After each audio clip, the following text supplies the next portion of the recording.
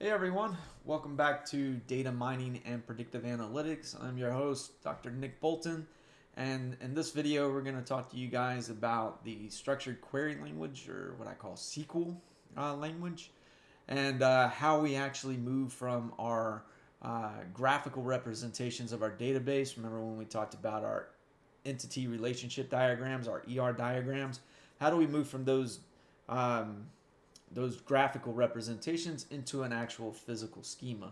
And to do that, one of the ways to do that is to use this type of programming language. And so we're going to talk about that, show you some detailed examples of different queries, and take a look at how we move from those graphical representations. In our textbook that we have, Modern Database Management, up on Blackboard, you'll find some additional readings. So the first 3 chapters of that textbook talk about the ER diagrams, how to create these ER diagrams, how to use best practices for when you're creating them. All right, chapters 4 and 5 talk about transforming that ER diagram into the actual physical data schemas that will be used for creating views and extracting or storing information. Okay, and so chapter 4 defines what the relational model is, data model. So throughout the rest of this course, we're going to be building relational databases. Okay, and we're going to use the relational database model. All right, transforming those ER diagrams into actual relations, and then chapter 5 is actually going to talk about optimizing the database for performance and querying them using SQL structures. All right. So a little bit of history on how SQL became. It's really a domain-specific language that's used in programming and designed to be able to manage and extract, store information in a relational database management system. All right. SQL was originally developed by IBM, all right, in the 1970s, and it was initially called SQL. So everybody's still, I mean, you'll find a lot of people say SQL, which is perfectly fine, but a lot of old programmers like myself still call it SQL. All right, but it is designed to retrieve, store, manipulate data in a database management system. So some of those management systems that use SQL are listed here. This is not comprehensive at all. There are others as well, but some of the ones you may have heard of, like Access, MySQL is another popular one. Oracle uses this, in PostgRE SQL as well for other applications and stuff. So there are a lot of people out there using SQL as their primary language for being able to extract, manipulate, and store information on database systems. The environment looks a little bit something like this. All right, most of you guys, as data scientists or end users who will be writing programs, writing applications that will need to access information that is stored in a database system. All right, and so you as a user will write programs. There is a database management system that is accessing the different amount of data. You can have multiple databases as well, in which the management system is gathering information or accessing. All right, so nothing says you just have to have one single database system that your management system is running. All right, but most of the time you want to access this information that is in this database, right? And so the way that you do this is you build SQL queries that create transactions to the database management system, which then goes and retrieves that information from the database and then returns it back to your program or to your user who is actually wanting to gather that information and look at that information. So let's talk about the language a little bit more, all right, and the syntax with the language. And so to do that, You need to understand some of the elements that are used to build a SQL query. All right. So clauses are the basic components of a statement or a query.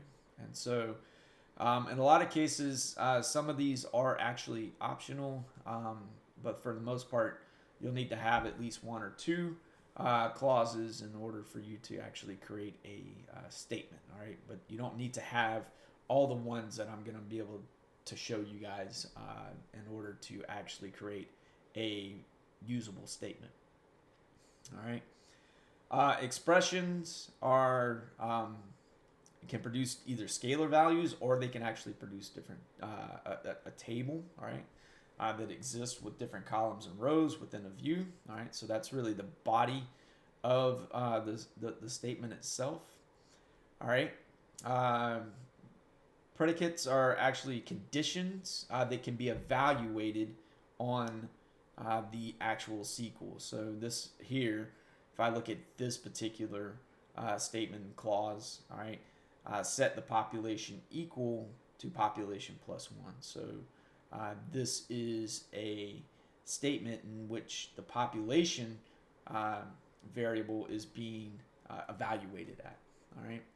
Queries retrieve the data based on this specific criteria. And so these are the different elements that actually make up a particular SQL statement. All right. We'll talk about these a little bit more if it's a little bit confusing for you right now. Bear with me. You'll look at a lot of examples along the way. SQL data types. All right, so understanding the data types that are possible within a SQL statement is important. These are just like any other computer programming language. They are used across all languages. All right, so you have numeric data types. These are actually numeric values. You can have different types of numeric variables, such as integers, floats. All right. Dates and times, characters and strings are actual letters, all right? And you can use a varchar, or you can use just a char, okay? Boolean expressions, those are true, false expressions. If you've taken courses with me before about this, we talk in great deal about Boolean expressions or logical variables in this sense, okay? So take a look at these. These are just the different data types. There is a table in our textbook in chapter 5 which goes into more definitions of these particular data types. So take a look at that. Within a SQL statement, or within an actual developing a logical representation of our database, a logical schema of our database, we talked a little bit about this last time when we were setting up our ER diagrams. There are primary keys and there are foreign keys. All right. A primary key is an attribute that actually uniquely identifies each row within that particular entity. All right. So if I have a customer entity or a customer table, all right, that customer ID is a unique identifier that identifies each customer in that table, so each row in that table. So that makes my customer ID the actual primary key for my customer table, all right?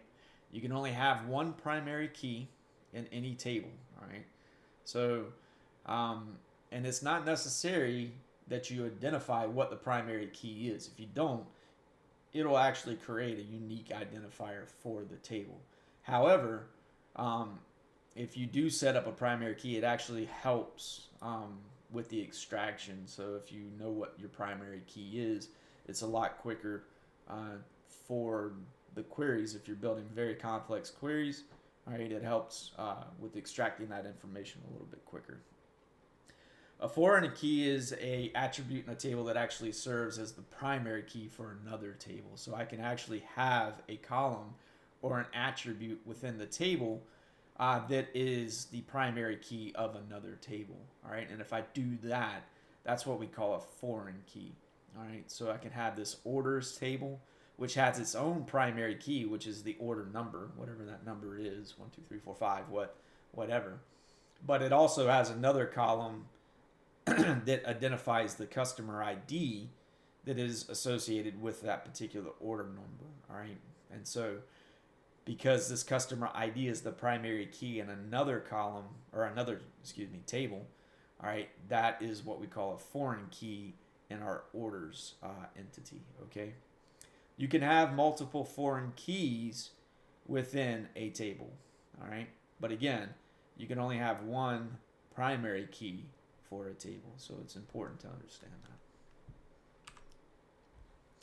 So we talked about what it means to create these ER diagrams, these entity relationship diagrams, where we have different entities, different tables that will exist in our physical schema, in our database system, and we can develop our relationships between these different entities. And so we worked on this last time. The SQL table or the SQL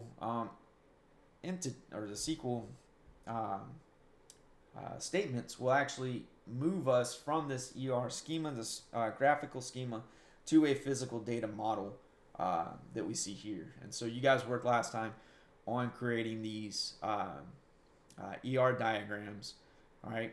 And what we need to do now is, in order for us to create a physical schema, we need to identify what are the data types, all right, for each of the attributes that exist in our database schema in our tables. All right, and so that's important for being able to set up or create these queries within SQL within your definitions of your tables in your physical database. All right, so within the SQL script itself, all right, there are two different statements I want you guys to be able to distinguish between. The first one is a DDL statement. That's a data definition language. These are statements that allow us to define, change, or drop data from our database system. So these allow us to go in and create, define information within our statements. All right, so these are data definition statements. All right. DMLs are data manipulation statements, all right, and these are going to read and modify our data in some type of way, all right. These aren't all of our statements that we can use, but these are the 5 ones that are you probably going to use the most: create, insert, select, update, and delete, all right. And so if I have 2 tables, all right, this is what the syntax for creating these tables might look like. I have the create, excuse me, I have the create SQL function statement here, all right, and I'm going to create a table that's called movies, all right. It's going to have these attributes. It'll have a title, a year, a length, a genre, a studio name, and then who produced it, producer C number, right. And then the data types for the title is going to be a char, right, a character that has 100 elements within that character. All right. The year is an integer, so it's a numeric. Length is an integer, it's a numeric. Genre is a character variable that is a length of 10. And studio name is a character variable that has a length of 30. So that's how I would read the syntax for this particular SQL statement. So let's look at each of these SQL statements in a little bit more detail. The textbook, again, also is a great resource for if you don't really know what each of these commands actually are. All right, you can really find some good information in there. So we'll look at these 5, which are important for you guys to know. All right, the create command allows us to create different portions of our physical schema. All right. So I can create a schema itself, all right? I can create a table, which is probably what you guys are going to use the most, either creating tables. This allows us to define a new entity within our database, all right? It can either be a brand new table or it can be based on or derived from a existing table already, all right?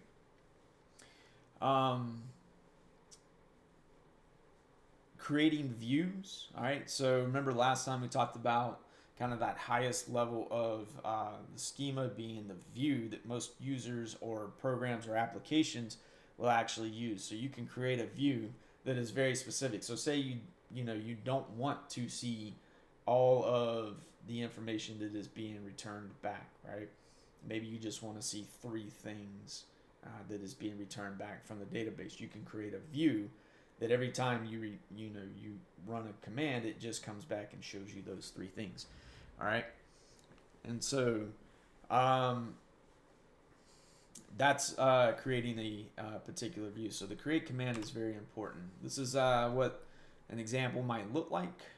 Here we're creating a table called customer T, all right, and it's got a customer ID, customer name, address, city, state, postal code, and this is another syntax you can do. You can use a constraint, all right, and allow the customer PK to be the primary key, and that's based on the custom ID here that's being created, all right. We'll talk about not null. That just means that you can't let this particular entity be empty. All right, it has to have some value within it, and so you put that constraint on that particular variable. Here's another one, creating the table order T. All right, again, we're using our primary key and our foreign key, and so our primary key here is the order ID, which is not null. All right. And here we've added the foreign key, another column within this table that is the foreign key, which is the customer ID, and we're referencing this customer table. All right. And so we're just going to call this customer ID, which is our foreign key, but it's pulling that customer ID from the customer table. Does everybody see that? Another example, all right, that just talks about exactly what I said. Here we're creating a table called country, all right. It has an ID, which is an integer. It cannot be null. That will be our primary key, which is the ID. You don't necessarily have to state these primary key constraints. Again, the syntax is very flexible when it comes to trying to create these different variables or attributes within our tables, and so you don't necessarily have to, state this primary key. It is good to get in the habit of listing your primary keys, but it's not necessary. Like I said, some of these are not, and some of these are optional. The drop command. The drop command is used for removing tables. Very easy. All you have to do is say drop table. All right, and then list whatever table it is in your database that you want to drop. All right, the table does have to exist, otherwise you're going to get some kind of warning if the table doesn't exist, saying that blah blah blah is undefined. All right, and so here, if the table country already existed, I can say drop table country. All right, and it's going to drop whatever is in the existing database, drop that table, and then here's me just creating it again. So create table country ID. This is another way to use syntax, another different type of syntax for creating a primary key. All right. You'll see a lot of different the syntax for SQL's statements are a little flexible. The insert command, all right, this is a command that you will use quite a bit. That once you've actually created your tables and you've got all of your variables, all of your attributes that you want to collect, all right, you need to populate that with some data, all right, and you need to put some data within those tables. And so the insert command is what we use to do that, all right. Here we're inserting into the customer T, all right, the values, all right, at 001, all right. So each comma separates the attribute. So this is the ID attribute. This is the definition, all right, the address, the town, state, whatever, all right. And so you're going to insert these values on this first row. All right, and so each attribute is separated by a column.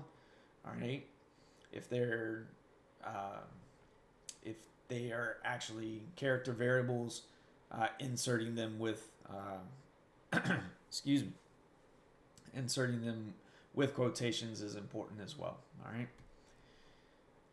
So these are a couple of examples of doing inserting tables. All right, you can insert multiple values, all right, multiple rows at the same time. So either a user will do this, or you can actually have a application or a program creating these insert commands and inserting data directly into the database. The delete command is for deleting rows from the actual table. This is not deleting the table itself. So I see a lot of students make this mistake where they use the delete command to try to delete a table. This is not what you use the delete command for. You use the delete command to actually delete information or rows from a particular table. Remember, the drop command is what is used to actually delete a table. All right. And so here, you're deleting information that meets some certain criteria. So delete from the customer table, all right, where the customer state equals HI. So that's the criteria. Using the where statement, you say, okay, where do I want to delete that information? Well, I'm going to delete any row that contains the customer state HI Hawaii here, okay? And if you want to delete all of the rows from the customer table, you can say delete from the customer T. So you just leave the criteria blank. The update command allows us to be able to update the information on the table. So this updates the columns and the rows based on that criteria. So here I'm updating the products table. And here I want to set the product standard price equal to $7.75, where the product ID is 7. So it's going to go and find the product ID number 7, all right? And then it will set the column, which is the product standard price, equal to $7.75, all right? So this is going to modify the standard price of product 7 to $7.75. Select statements are probably the ones that are used the most common. This is usually used to extract information from the table based on certain criteria. All right. And so this is how you retrieve information to go on to create the views. Select statements oftentimes return back tables themselves. And so they're used quite a bit. And so to use a select statement appropriately, you usually have these 3 clauses that are built into your statement, all right? And you have the select, which lists the columns that are going to be involved to the or the table that will be involved, and you're going to identify the table in the from's clause, and then the conditions in which you're going to select the rows are from the where clause. So this is what a select statement looks like. Like I said, it oftentimes returns a set of rows that result in a table itself, all right? And so in this query, we want to know which products have a standard price less than $275. So we select, excuse me, the columns, which is the product description and the product standard price. We're going to select that from the table, which is product T from the table. And we're going to choose where the standard price is less than 275. So we want to return back these 2 columns, the product description and the product standard price. So that's what we see in our results, are those 2 columns. And this is from that table, product T, all right?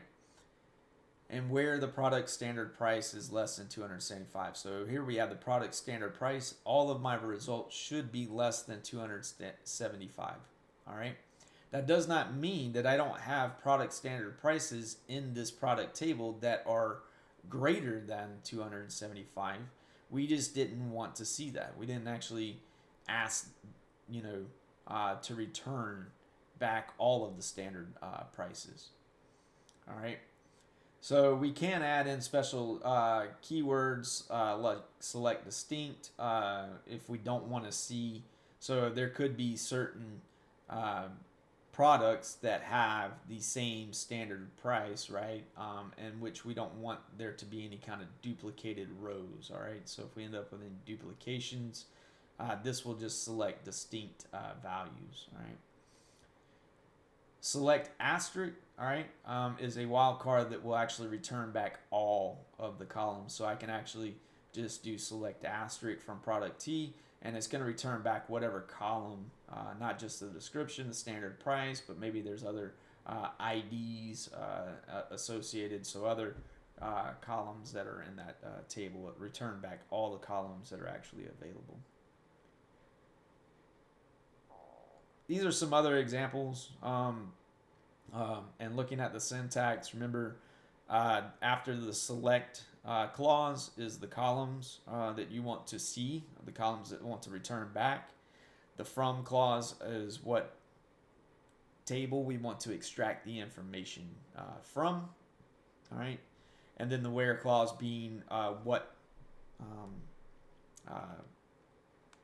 criteria that we've set for that. All right. These are just some examples.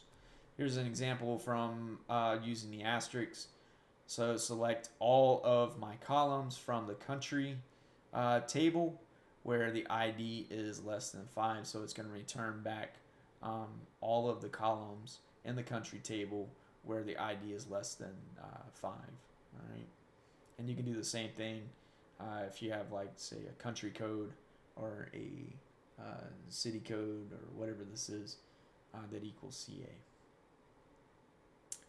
All right, so that was just a few examples of the different clauses and the different SQL statements that you guys will see and use in the upcoming assignments.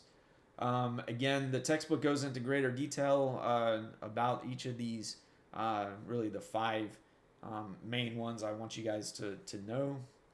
But there are a lot of other clauses, talks about the syntax for using them, gives you some different examples. So if you have any questions, please reach out to me, shoot me an email. If not, you can look into the textbook, find out more information on these on these statements. But other than that, that's all I got for you guys today. So have a great one, and I'll talk to you soon.